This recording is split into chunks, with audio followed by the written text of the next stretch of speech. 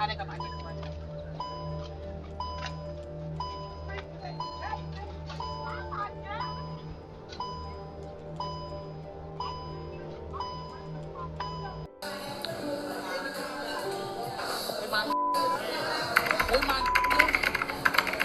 baby, I love him. I love him so much.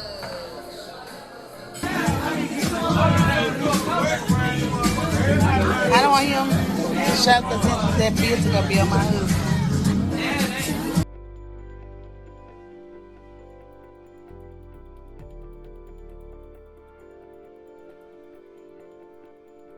Okay, let me ask you something real quick.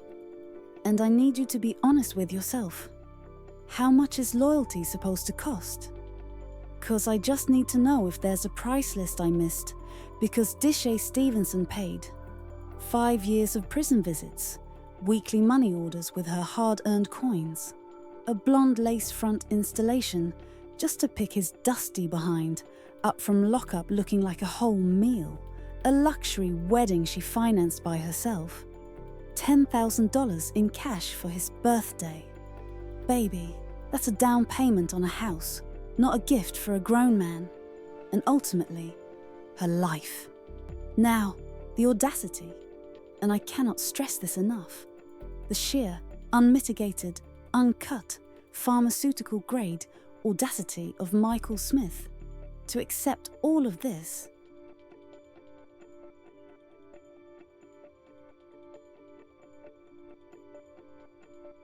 Contribute absolutely nothing except PCP smoke and opinions, and then get big mad when she said, "I'm done"? Not just mad, honey. Homicidal. This man shot his wife in the chest, threw her body on the side of a Dallas road like yesterday's garbage with the one shoe still in his car, then went to the barber shop for a shape-up like it was a regular Tuesday. When her family came searching, asking, "Have you seen Dishaye?" This man looked them dead in their grieving faces and lied. The disrespect? The lack of home training? I don't even know where his mother went wrong, but she failed us all. And here's the part that's gonna hurt. Dishaye wasn't dumb. She was a successful business owner with her own money, her own house, her own life.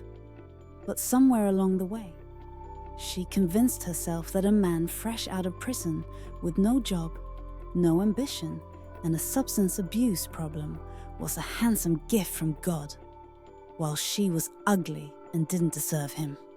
Let that marinate for a second. A gift from God.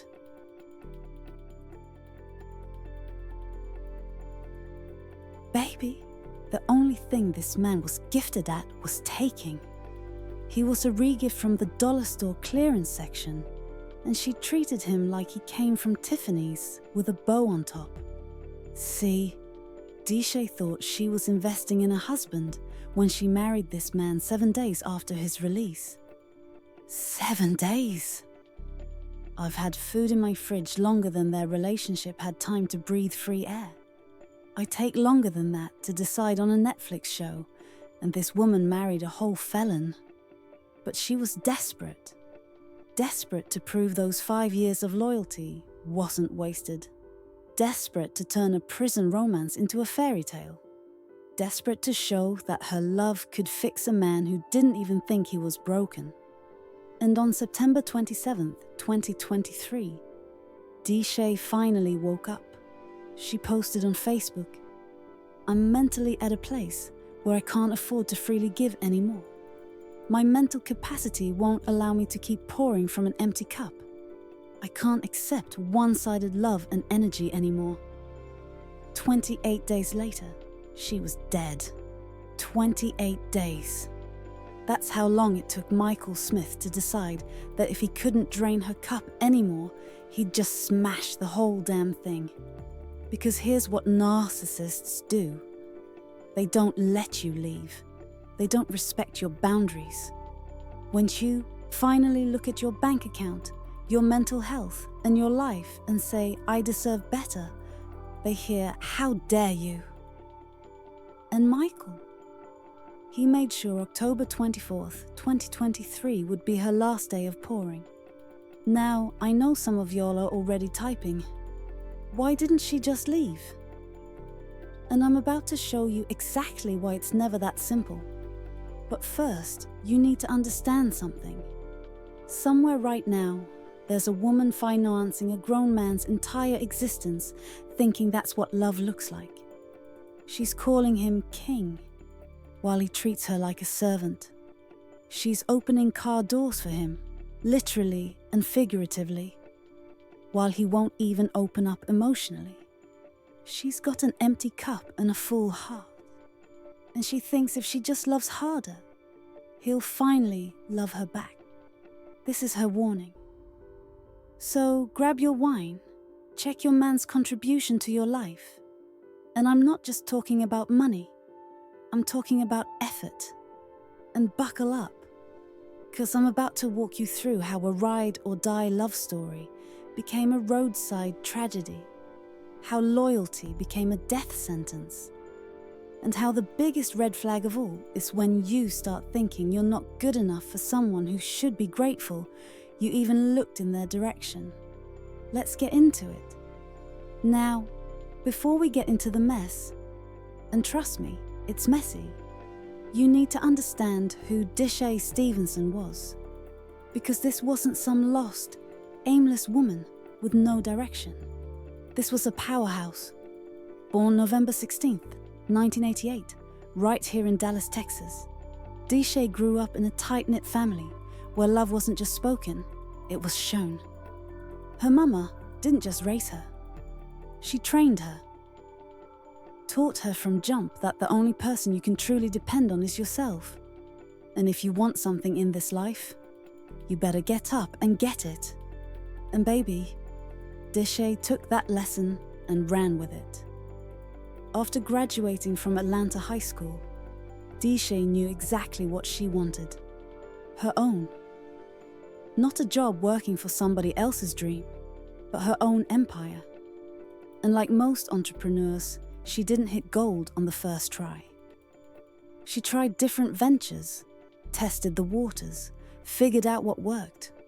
But when she found her calling in retail clothing and accessories, oh, it was over. Started small, selling clothes right out of her apartment. But Dishaye had something you can't teach. Natural business instincts and a work ethic that wouldn't quit. Demand kept growing, so she kept expanding. Men's clothing, handbags, eyelashes, accessories. If you needed it, Shame on 3 We Purses and more had it. And yes, that's Shame on 3. A clever little play on her nickname and exactly what she was about. Money. By May 2022, baby girl had upgraded to an even bigger storefront to handle her growing inventory. She wasn't playing around. And she had her sister Jasmine right there with her as her business partner, her right hand, her day one. But Dishaye didn't stop there. She completed a whole tax preparation course in 2021 and joined up with unlimited taxes and more. So now, she's doing clothes and taxes. Multiple streams of income? She understood the assignment. And let me tell you something about Dishaye's marketing strategy. She was the brand. Every outfit she sold, she modeled it first on social media. And honey, she had the body to make it work. Almost everything she wore, she sold. That's not just business savvy, that's genius.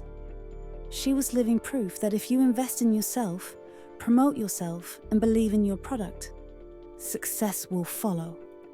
But here's the thing about Dishaye. Her world wasn't just about securing bags. She had a beautiful 17-year-old daughter named Maya, who wasn't just her child. She was her best friend, her motivation, the reason behind every hustle, every late night, every sacrifice. When I say these two were close, I mean Maya knew her mama better than anybody. And on top of running multiple businesses and raising a teenager, Dishaye was also the primary caretaker for her own mother, who'd suffered a stroke and was left partially paralyzed. Read that again. She's running 2 businesses, raising a daughter, and taking care of her disabled mother. Most people would crumble under that pressure. Dishaye. She handled it with grace and that infectious smile that could light up a whole room. She had a big heart, and when Dishaye loved you, she loved you hard. Never afraid to share her time, her money, or anything of value with the people she cared about. She loved cooking, hosting family gatherings, making sure everybody around her felt good. That larger-than-life personality meant wherever Dishaye went, joy followed. But unfortunately, and you all knew there was a but coming, that same generous heart that made her so beloved also made her vulnerable to the wrong kind of man. And baby, Michael Smith was the wrongest kind of man, also known as Miracle Misi. And I need you to appreciate the irony of that nickname, because the only miracle here is that this man had the audacity to exist. Michael was 39 years old when this tragedy went down. To anybody looking from the outside, he seemed perfect for Dishaye. Quiet, easygoing, the calm to her storm. People thought he'd balance out her outgoing personality. What they were actually witnessing was a masterclass in manipulation. Dishaye met Michael a few years before all this, and she fell. I'm not talking about regular falling in love. I'm talking about that head over heels, write his name in your diary, this is my soulmate type of falling. She was already planning forever with this man, already seeing herself growing old with her king. But in 2016, Michael caught a case, got himself arrested, charged, convicted, and sentenced to 5 years in prison. Now, most women would have said, "Welp, that's a sign from God," and moved on with their lives. Most women would have blocked his number, deleted his pictures, and started their healing journey. But Dishaye, baby, she dug her heels in deeper. She became the poster child for ride-or-die culture, and I mean that in the most tragic way possible. For 5 years, while Michael sat behind bars, Dishaye was out here playing Bonnie waiting for Clyde, visiting him every chance the system allowed, sending money to his books, writing letters, keeping their connection alive through steel bars and concrete walls. She put her whole life on pause for a man in a cage. And look, I'm not judging the loyalty. We've all done dumb stuff for people we love. But there's loyalty, and then there's stupidity, and Dishaye was doing Olympic-level gymnastics on that line. May 17th, 2021, Michael's release date finally came. And where was Dishaye? Right there at those prison gates, like she was picking up a package from Amazon Prime. Actually, scratch that. She put more effort into this pickup than most people put into their wedding. Yeah, there go my Hi. Girl, I ain't used to all you can fucking know. Yeah, my period. Big red, my period. I didn't got my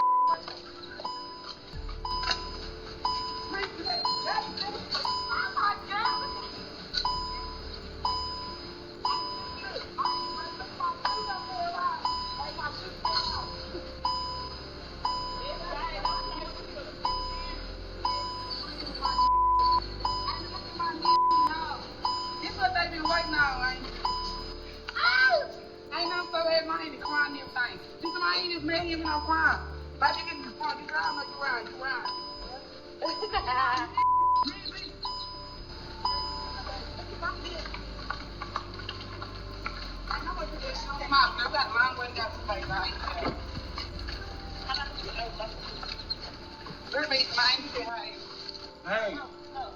We got 8 hours. I can't even. Baby, you got my ID. Hey. Me too. Hello, baby. Yes, thank you so much. Thank you. Okay. I can't hear you. I will. Okay. What she say, Mike? She said have a good trip. We gonna try to have a good trip. It's a long way back. What's up, cousin? Yeah, I got him. I got him. Yep. Yes. Oh, I'm finna fly back home. Not right here. Cause my finna eat steaks and shit. You gonna have to pull up today. It's a bunch of drunk shit going on at the house. I'm finna take them to see his mama first stop when I get to Dallas. Huh? You drive around like a drunk. Right. Huh, cousin? She can stop this. She never got back in the Yeah. Yeah. You know nigga finna be in that bag and he ain't in nothing else. Cause he ain't worried about nothing. He learned his lesson. He good now. Yes. I got my face, my makeup done and stuff. Just to go pick him up.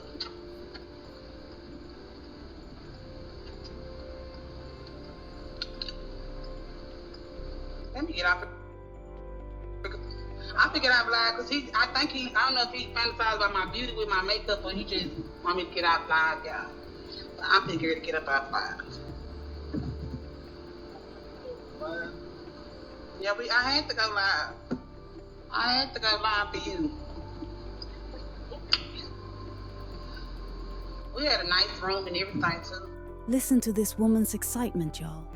Full glam, fresh blonde in store, makeup beat to the gods, filming the whole thing for Facebook Live. Like this is a Hallmark movie moment instead of a red flag parade. Let go of my she's saying, while the family celebrates like he just won the lottery instead of just finishing a bide. Her auntie's crying. Everybody's emotional. And Dishaye is sitting there talking about taking him to see his mama first. Then they're gonna eat steaks and have drunk celebrations at the house. He ain't run by nothing. He learned his lesson. He good now. Baby. Baby. If you have to convince people that someone learned their lesson, they did not learn their lesson. But it gets worse. Within 7 days of his release, I'm talking he'd been breathing free air for 1 week. They were married at a courthouse. 7 days.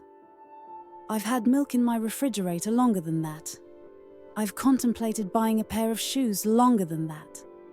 I've let packages sit on my porch longer than that, because I forgot I ordered them. And this woman married a man who hadn't even finished unpacking his commissary habits. Now, I need y'all to understand what was happening in Dishaye's head. She wasn't just eager, she was desperate. Desperate to prove that those 5 years wasn't wasted time. Desperate to show herself, her family, the world that her loyalty wasn't stupid. It was love. Desperate to turn this prison romance into a success story. So she rushed to the altar faster than I rushed to skip ads on YouTube. But wait, it gets even better because the courthouse wedding wasn't enough.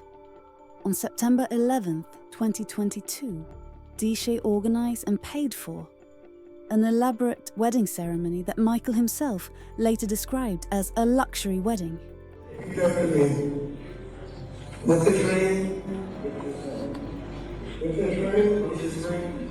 I pledge my life, thou say unto you. I say unto you, In the name of the God Father, of the God Father, and the Son Jesus Christ, and the Son of through Jesus the power of the Holy Ghost. the power of the Holy Ghost. Hallelujah!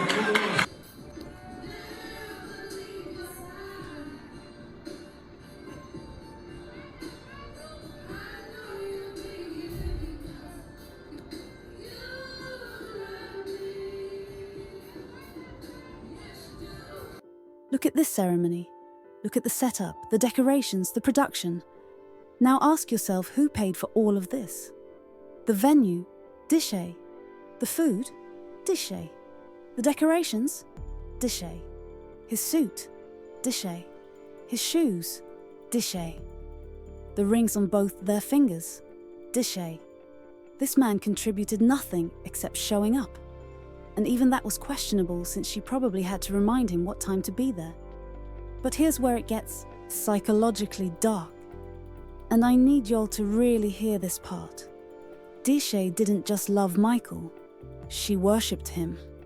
And worse than that, she didn't think she deserved him. This successful, beautiful, intelligent businesswoman actually believed she was ugly and that he was too handsome for her. Let that sink in.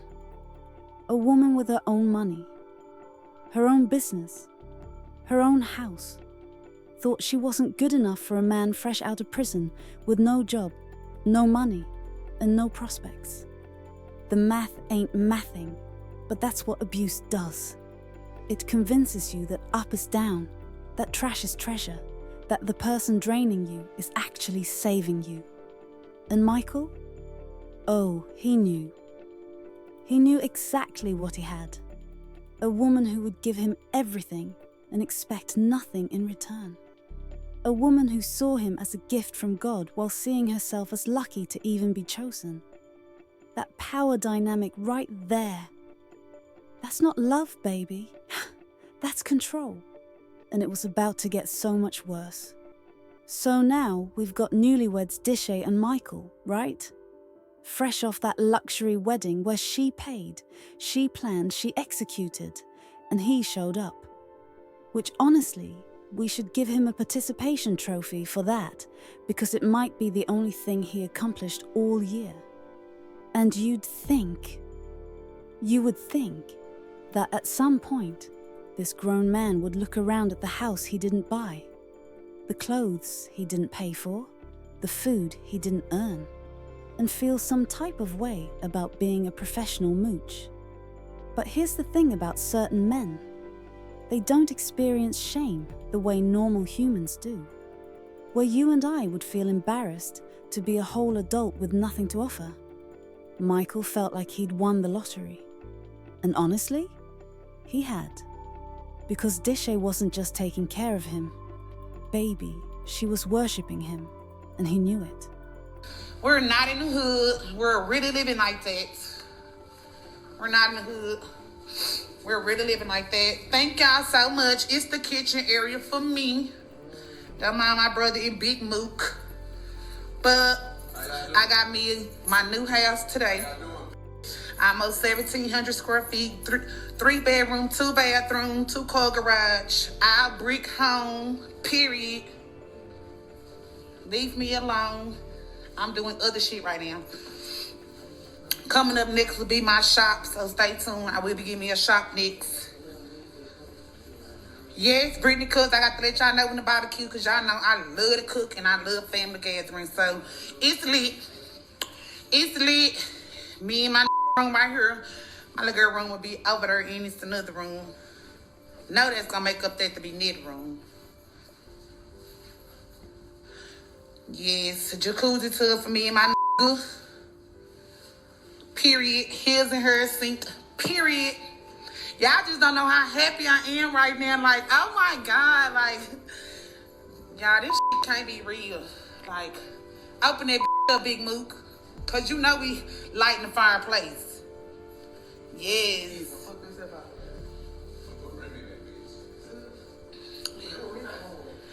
Thank everybody so much. Some of y'all is really actually true. Everybody really, some of y'all really actually true happy for me. Some people not, but yeah, sis, I can't wait till you come over. You know we having a housewarming and stuff. I'm so excited.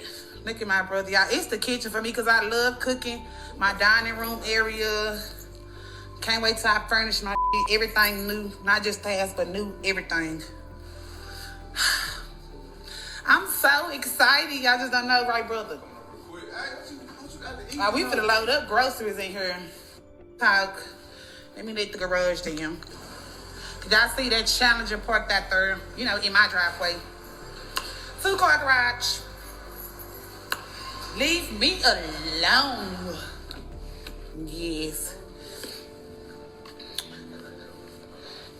Look at me now. Look what I'm trying to show half of the half.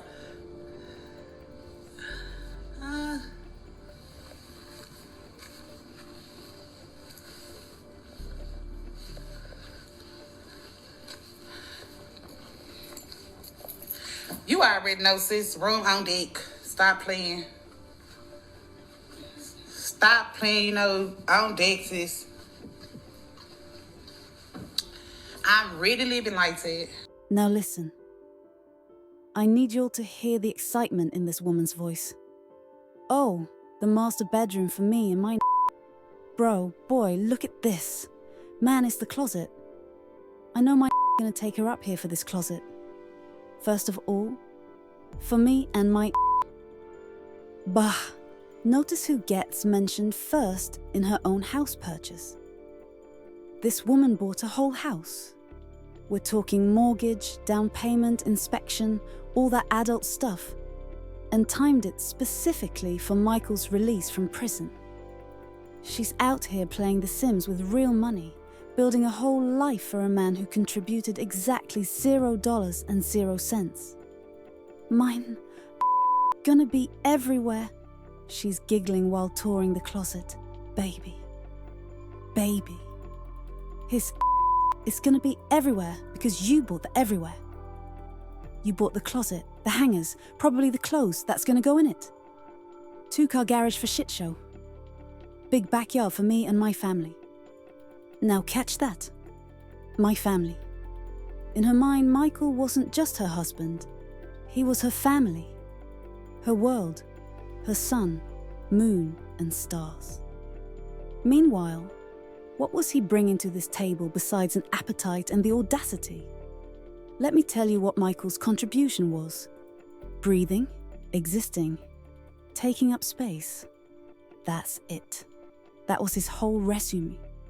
And somehow Dishaye looked at this man and thought, yes, this is worth a mortgage. Now, from the second Michael took his first breath of free air, Dishaye's entire personality became Michael's wife.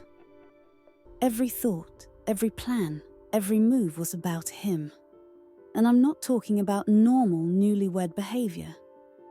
I'm talking about the kind of obsession that makes your friend start a group chat without you to discuss if you're okay. She took him everywhere. And I mean everywhere. Even on mother-daughter dates with Maya. You know how sacred that time is supposed to be? Just you and your kid, bonding, talking about life? Nope. Michael's coming too. Because God forbid this man spend 3.5 seconds without attention. Poor Maya probably couldn't even vent about her day without Michael jumping in with his 2 cents that nobody asked for. See, Michael's entire job description was simple. Wake up. Exist. Accept worship. Go to sleep. Repeat. And he was exceptional at it. Like he'd been training his whole life for the position of professional burden.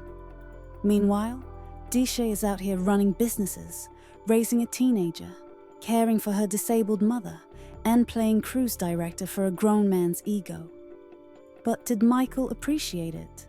Did he wake up every day thinking, wow, I'm blessed to have a woman who does all this? Absolutely not. He woke up thinking about what else she could do for him. But let me tell you about a moment that should have sent everybody running for the hills with their wigs in their hands. I know you say you hate Father's Day and all that. Hopefully y'all can change that. Come on. I hope you like it, okay? Come on.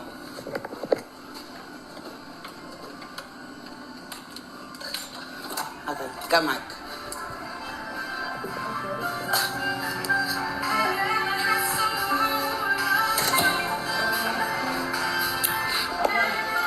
Okay, babe, let's go read the book.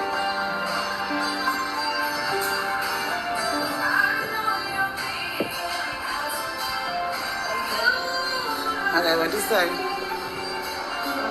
I know you say you hate Father's Day and all that. Hopefully, y'all can change that. Okay, so let me get this straight. This man hates Father's Day. Probably because his own daddy was trash and gave him a lifetime of issues that he refuses to deal with like an adult. But instead of Dishaye saying, "Okay, baby, we'll skip it," she's out here trying to fix his trauma with a gift bag. Like honey, Dollar Tree doesn't sell healing. Target doesn't have a daddy issues resolution aisle. You can't Amazon Prime your way out of childhood trauma, no matter how fast the shipping is. But this is what Dishaye did. She saw broken and thought, I can fix that with love and money. Which is wild, because the only thing money fixes is being broke.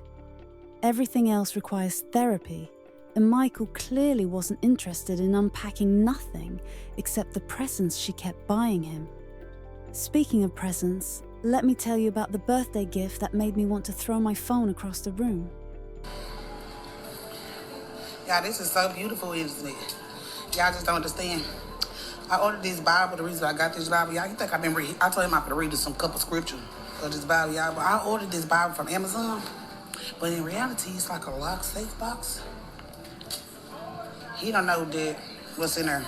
So y'all had to know I couldn't put the whole 10,000 in there plus the ring. So I don't know how much thousands I got in there with the ring. But I have the rest of the thousands in my purse. So here come Easy. He don't know. And his last birthday present is going to be on the 7th of April the 7th, which is his last birthday present. I'm be so excited. So, me's about to come. I'm about to give him $10,000 in cash. And I bought him this new ring. Where it's inside this Bible.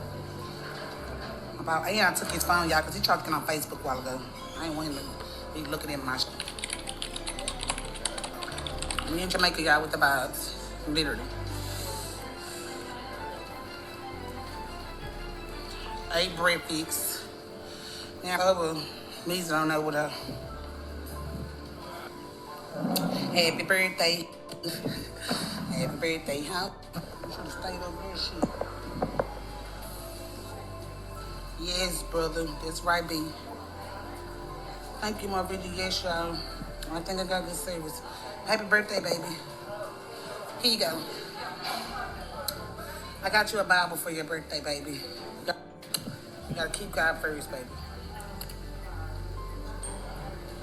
Read John 3:16. Open the Bible.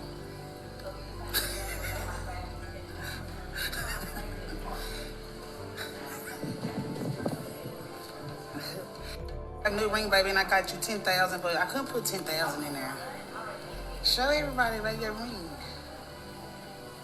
Look at you. Yes. Let me see that.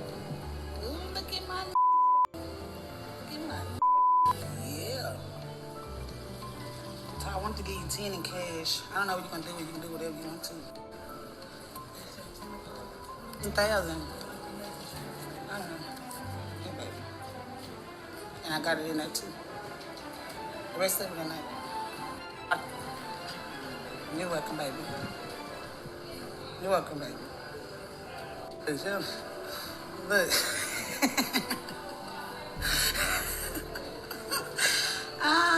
You're not an egg. My husband with new ice on his hand. Don't play with his wife. Don't play with my nigga. Those real diamonds. Tell them, baby, we don't wear nothing for diamonds, baby. Real diamonds. Cost a pretty penny, but it's real diamonds, baby. I'll work for you. I can lose everything today. I know I can get it back just because of you. I love you so much, Meezy. Y'all, I need everybody to take a deep breath before we get into this, because what I'm about to show you will make you question everything you thought you knew about self-respect and financial literacy. I got you a Bible for your birthday, baby. Yep, you got to keep God first, baby. Read John 3:16. Open the Bible. Oh, that's sweet, right? She got her man a Bible. Trying to get him spiritually aligned, keep Jesus at the center. I can respect that. Except, this Bible is actually a safe designed to look like a Bible. And when Michael opens it, expecting the Word of God, he finds a what does he find instead? I got a new ring, baby, and I got you $10,000. I'm sorry, what? $10,000 in cash to a man who just got out of prison, a man with no job, a man whose only skill is looking pretty and breathing. Show everybody, baby, your ring. Yes, so I wanted to give you $10,000 in cash. I don't know what you're going to do, but you can do whatever you want to. I don't know what you're going to do, but you can do whatever you want to. Girl, when is giving a man with poor decision-making skills $10,000 and saying do whatever you want ever ended well? That's like handing a toddler scissors and saying be creative. You know what's about to happen, and it ain't gonna be good. And you know what he did with that money. Let me tell you what the streets, and by streets I mean multiple internet forums and people who actually did their research, say he did with it. He smoked it. Not in the figurative, he wasted it way. In the literal, he bought drugs and put them in his lungs way. Word is, Michael took a good chunk of that birthday money and invested it in PCP. Not stocks, not bonds, not a Roth IRA. PCP. The man diversified his portfolio into hallucinogens and bad decisions. But wait, it gets messier than a Thanksgiving dinner with your drunk uncle. Because apparently, this whole lifestyle wasn't just funded by her legitimate businesses.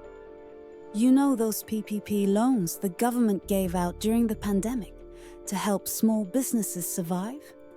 The money that was supposed to keep your business afloat. Allegedly, and I say allegedly because I can't 100% confirm it, but multiple sources are saying it. Dishaye was using some of that PPP money to fund this fantasy. The Jamaica trips, the luxury wedding, the constant social media flexing about their perfect life. Government pandemic relief money was potentially going toward bankrolling a man who wouldn't roll his own self out of bed to find employment. Now, some of y'all might be thinking, why does the money source matter? And I'll tell you why. Because it shows that Dishaye was so desperate to maintain this illusion of having a happy marriage and a successful man that she was willing to play financial Jenga with government funds. That's not love, baby.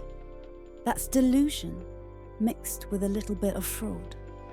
But you want to know what Michael's response to all this generosity was?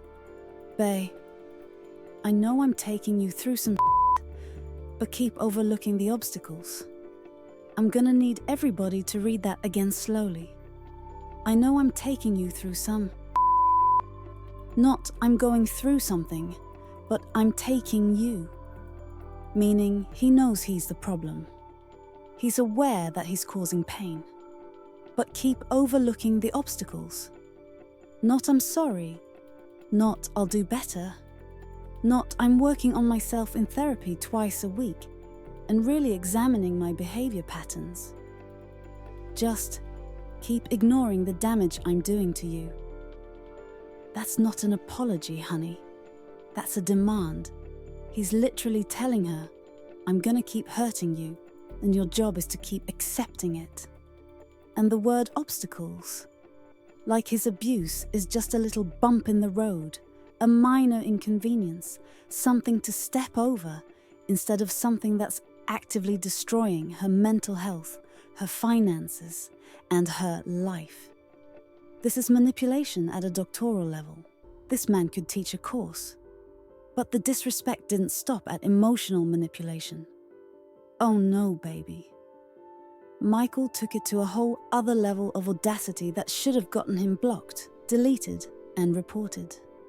Now, I'm gonna need y'all to really watch this clip, because what I'm about to describe is the level of disrespect that should result in immediate divorce papers and a restraining order.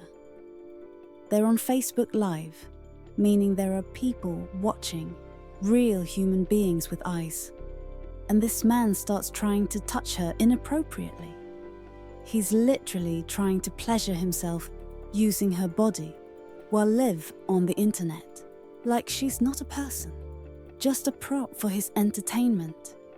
He's so absorbed in his own needs, so focused on what he wants in that moment, that he doesn't even register her discomfort. She has to stop him, redirect him, shut it down. And even then, you can see he's annoyed that she's not just letting him do whatever he wants. This is what we call sexual entitlement, and it's ugly. This man genuinely believed that her body was his property to use whenever, wherever, however he wanted. Audience be damned. And the saddest part? She stayed. She stayed with a man who couldn't even respect her enough to keep his hands to himself on camera. If he's doing this with witnesses, what do you think he was doing behind closed doors? But even through all of this, and I mean all of it, the financial drain, the emotional abuse, the public humiliation, the blatant disrespect, Dishaye still kept posting about this man like he was sent from heaven on a cloud with angels singing backup. Valentine's Day rolls around and she's calling him the world's greatest husband and the best man any woman could ask for. Baby, if this is the best man any woman could ask for, then I'm asking for a refund. I'm asking to speak to the manager. I'm asking for store credit so I can try again with a different selection. Because this ain't it. The delusion. The fantasy. This woman was living in while her reality was literally crumbling around her like a stale cookie. But here's the thing about living in a fantasy. Eventually, you run out of imagination, and reality comes crashing through the door like the Kool-Aid, man. And for Dishaye, reality showed up on September 27th, 2023.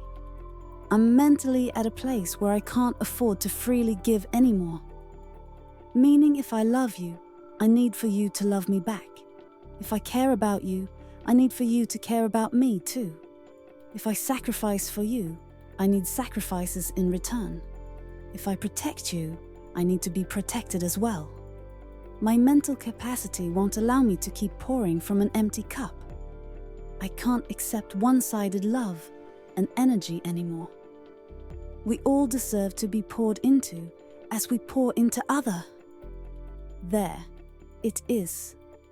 After years of giving everything, years of draining herself to fill him up, years of sacrificing her peace for his comfort, Dishaye finally looked in the mirror and saw what we'd all been seeing. An empty cup. A woman who'd poured out so much of herself that there was nothing left. She finally realized that love is supposed to be reciprocal. That relationships are supposed to be mutual. That you can't be the only one investing while your partner sits back collecting dividends on your labor. I need for you to love me back. Think about that sentence. She's begging for the bare minimum, not asking for grand gestures or expensive gifts, just asking to be loved in return. That's like asking for a paycheck after working a full shift. It's not a favor, it's what you're owed. But here's the part that's gonna make you cry. She posted this on September 27th, 2023. 28 days later, she was dead. 28 days. Let that sit with you for a second. 1 month, 4 weeks. That's how long it took from her finally choosing herself to Michael deciding that if he couldn't have her, nobody could. Because here's what abusers do when you try to leave. They don't respect it. They don't say, okay, I understand, I wish you well. They hear your boundary as a challenge. They hear I'm done as convince me to stay. And when they realize they can't manipulate you back into position, that's when they get dangerous. Dude, what's that shit you listening to? Yeah, my daddy gave me this little bit. My daddy gave me this. This ain't gonna knock me on my ass. They said they ain't gonna come out me Red Bull now. This little bit of shit right here. If I had some Red Bull when you called, I'd have missed your mother call because I'd have been out of there. But you got some PCP in this son? Probably. You know, I do all kind of mother. Do you hear me? I know you record me.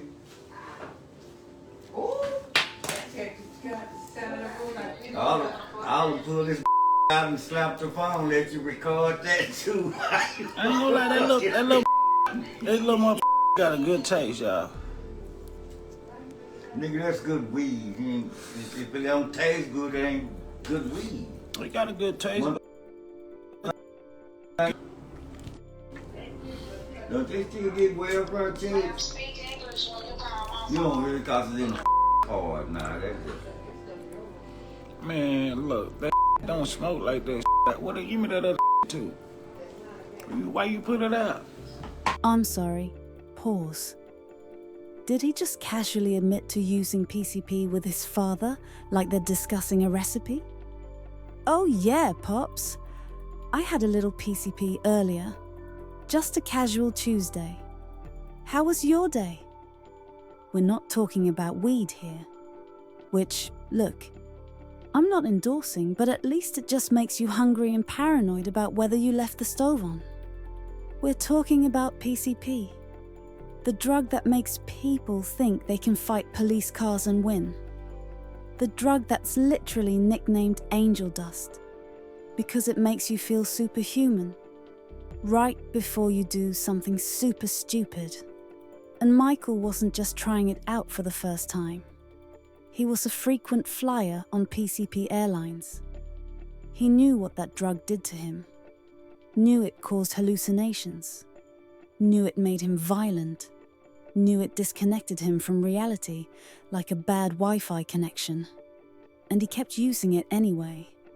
But here's the kicker. Dishaye knew too. She was the one filming these videos. She was the one posting them on social media. She was out here documenting her husband's drug use like it was a cute couple's hobby, instead of a giant neon sign that said "Danger Man" under the influence of substances that make people dangerous. She knew her husband was smoking drugs that could flip a switch in his brain and make him violent. And she still stayed in that house, with her daughter in that house. That's not standing by your man, baby. That's standing by while your man becomes a ticking time bomb. But Michael was slick. He knew how to play his part when it mattered. Like, I done been around him. He never gave me them kind of signs that he would do that to my sister. Like, he never did. He caught us off guard because he was so quiet. He was so laid back. Like, he was sweet in front of us, but behind closed doors, I just feel like he was a monster. See this? This is textbook abuser behavior. The family never suspected anything because Michael was a chameleon. In front of witnesses, he was Mr. Quiet and polite. Wouldn't say boo to a goose. But the second those doors closed, and it was just him and Dishaye, behind closed doors, I just feel like he was a monster. And Dishaye was living with that monster every day, feeding it, housing it, financing it, trying to love it back into being human, not understanding that monsters don't transform, they just learn to hide better. For months leading up to this, Dishaye had been building up the courage to leave. She'd told him she wanted a divorce, multiple times. And every single time, Michael would pull out his manipulation playbook. First, he'd promised to change. Baby, I'll do better. Just give me another chance. Then, he'd love bomb her. Suddenly, Mr. Quiet becomes Mr. Romance.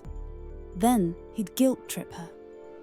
After everything I've been through, you're gonna leave me now? And finally, he'd make her feel crazy for even wanting to leave. You're overreacting. It's not that bad. It's a cycle. And it works. That's why it's called a cycle. Because you keep going around and around until you're too dizzy to remember which way is up. But this time, after that September 27th post, Dishaye was done. Not I'm upset right now, done. But I've seen the light, and I'm walking toward it, done. She was ready to level up, ready to focus on her businesses that were actually successful, ready to pour into her daughter who actually appreciated her, ready to care for her mother who actually needed her. And staying with Michael, this unemployed, drug-using, emotionally abusive man-child, was actively blocking every bit of progress she was trying to make. She was exhausted from the control, tired of him dictating where she could go, who she could talk to, what she could wear. Fed up with him accusing her of cheating when he was probably the one with somebody on the side. Because cheaters always project. It's like Manipulation 101, first chapter, page 1. She was drained, completely tapped out, running on fumes and prayers. And Michael could feel her pulling away, could sense that this time was different, could tell that no amount of manipulation was gonna work, because Dishaye had finally chosen herself. And in his twisted, drug-addled, narcissistic mind, that was a death sentence. Because to men like Michael, women aren't people. They're possessions. And if he couldn't have his possession anymore, if she was really gonna leave and be happy without him, or God forbid, be happy with someone else who actually treated her like a human being, then he'd rather see her dead. Period. On the 21st, it was my birthday. And she called me, she wished me happy birthday. It was like, you know, normal, whatever. We was laughing, joking. And then she just said, like, sister, I feel like I'm finna die. So I was like, you know, girl, whatever, you know, brushed it off or whatever, you know, not thinking that's really how she was feeling. Like, I guess she was feeling her death. So she kept saying her and my niece was gonna come and bring me a gift, but they never showed up. So we had talked Sunday, and she was telling me how he was tripping at the fur and he was trying to leave her and my niece. He was saying, like, she was trying to set him up, you know, flipping out, saying that. October 21st, 2023. Just 3 days before she was killed, Dishaye calls her sister Jasmine to wish her a happy birthday. They're doing what sisters do, laughing, joking, talking mess. Everything is normal. And then, out of absolutely nowhere, Dishaye drops a bomb that nobody was ready for. Sister, I feel like I'm finna die. Jasmine, like any of us would, brushed it off. Laughed it off, probably. Because what else are you supposed to do when someone says something like that out of the blue? You don't think your sister is literally predicting her own murder. You think she's being dramatic. You think she's tired. You think she's venting. You don't think she's receiving a premonition from the universe saying, "Girl, get out now." But that's exactly what it was. Dishaye's body, her spirit, her gut was screaming at her that something was wrong, that she was in danger, that this man was planning something terrible, and she knew it. Deep down in the parts of herself that logic couldn't reach, she knew. And yet, when Michael called on October 24th, after days of them fighting about the divorce, after her telling him repeatedly that she was done, asking her to meet him to talk about it, she went. She got in her car and drove to him. Michael told her to meet him at his father's housing complex, Pleasant Village Apartments, so they could talk about it. And in that moment, Dishaye had to make a choice. Her gut was telling her no. Her sister's voice was probably in her head from 3 days ago when she said, "I feel like I'm finna die." Every logical cell in her body was screaming, "This is a trap." But narcissists are masters of manipulation.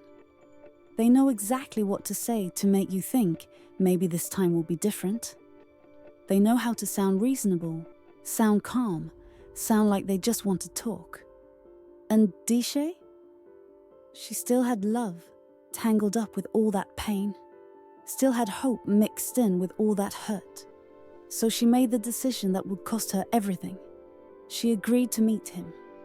October 24th, 2023. Before asking Dishaye to come, Michael had been smoking PCP, because that's how this coward dealt with difficult situations. Get high, disconnect from reality, make irreversible decisions, then blame the drugs later. It's the Abuser's Playbook, Chapter 12. Dishaye drove to Pleasant Village Apartments in her own car. Surveillance footage, the kind that would later be used in court, caught both vehicles arriving separately. 2 separate cars, 2 separate people, but only one of them was leaving alive. And then, Dishaye made her final decision on this earth. She got out of her car and climbed into his. Why? Because even after everything, some part of her still believed in him. Still believed they could have a rational conversation. Still believed that the man she'd waited 5 years for, the man she'd given everything to, wouldn't actually hurt her. She was wrong. The second she got in that car, Michael started begging. Making the same tired promises he'd made 1,000 times before. Baby, I'll change. Baby, just give me another chance. Baby, don't leave me. But this time, Dishaye stood firm. And I need y'all to respect that, because standing firm against someone you love when they're begging you to stay, that takes strength. Yes, she was leaving him. Yes, she was done. Yes, she was choosing herself for the first time in years. And that's when Michael's whole demeanor changed. He started the car and started driving. Dishaye immediately got nervous. "Where are we going?" she asked. He didn't answer. He just kept driving. Away from the apartment complex. Away from his father's place. Away from witnesses. Away from help. To a lonely, empty stretch of road where nobody could see what was about to happen. Where nobody could hear her scream. And then, this man. The man Dishaye had sacrificed everything for, pulled out a gun, pressed it to her chest, and shot her. Just like that. The woman who'd waited 5 years for him while he was in prison. The woman who'd given him $10,000 for his birthday. The woman who'd bought him a house to live in. The woman who'd paid for a luxury wedding. The woman who'd loved him when nobody else would. He put a bullet in her chest like she was nothing. Like she was trash. Like her life didn't matter. He pulled over to the side of Murdoch Road, opened the passenger door, and threw her body out like he was dumping garbage. She landed with only one sandal on her foot. The other one stayed in his car. Evidence he was too stupid or too high to notice. Evidence that would help seal his fate. And then Michael Smith, murderer, coward, waste of oxygen, drove back home like nothing happened. Parked his car in the driveway, blood still in the front seat, bullet casing still in the driver's seat, Dishaye's sandals still on the floor. And then this man went for a walk. A walk. Like it was a beautiful day. Like he'd just had a good meal. Like he hadn't just murdered his wife and left her body on the side of the road like roadkill. And here's where we need to talk about audacity. Because what I'm about to tell you will make your blood boil. While Michael's out on his casual murder day stroll, he runs into Dishaye's brother and sister. They're already searching for her because she's not answering her phone. And this is the same woman who never went silent on her family.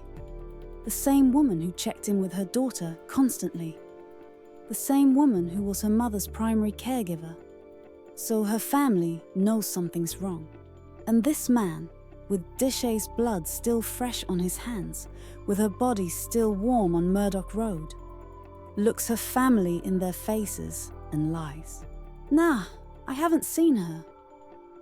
I don't know where she is. And then he kept walking. Eventually, this fool ends up at his barber shop, gets in the chair, gets his hairline edged up, makes small talk about sports or whatever. All while Dishaye's body is lying on the side of the road 3 minutes away. The disrespect, the depravity, the complete and total lack of human decency. This man really murdered his wife, lied to her grieving family, and then got a shape up like he'd just finished running errands. Maya knew immediately something was wrong. Her mama never went silent. By midnight, the whole family was searching. They found Dishaye's car at Pleasant Village, Michael's daddy's complex, with a handprint smeared on the driver's window. And then they saw a Facebook post about a woman's body found shot 3 minutes away. They rushed to Murdoch Road, and there she was. Their Dishaye, dead on the side of the road like garbage. Police didn't have to look far. Michael's car was in his driveway, with blood on the passenger seat, a bullet casing in the driver's seat, Dishaye's missing sandal on the floor, and multiple guns in the house. The man didn't even try to cover his tracks. They found him at the barbershop, hair freshly lined up, not a care in the world. In custody, Michael claimed he was under the influence of PCP, the same drug he chose to smoke, the same drug he knew made him dangerous. That's not a defense, baby. That's a confession with extra steps.